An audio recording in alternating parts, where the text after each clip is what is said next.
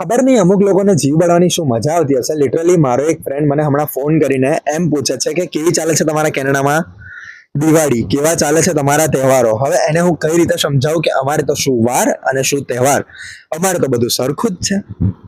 સવારે ઉઠીને કામ કરો, ઘરના કામ કરો, પછી કોલેજ જાઓ, કોલેજમાં ભણો, ભણીને નવરા થાવ, ઘરે આવો એટલે કોલેજના કામ કરો. આ અસાઇનમેન્ટ, પેલું અસાઇનમેન્ટ, આ એક્ઝામ, પેલી exam, mid term, final term, ફલાણું લોકણું ઢીકણું, એ તો ચાલતું જ રહેવાનું છે આ લોકોનું.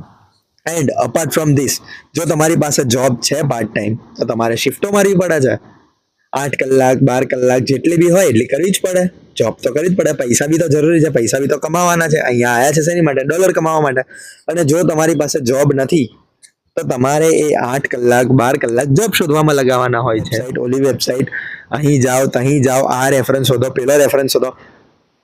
આમાં ને આમાં તહેવારો જતા રહે છે. હવે આમાં તો હું કોઈને બ્લેમ પણ ના કરી શકું, કારણ કે આ તો મેં જાતે જ પસંદ કર્યું હતું. સો કઈ નહીં, હેપી દિવાળી.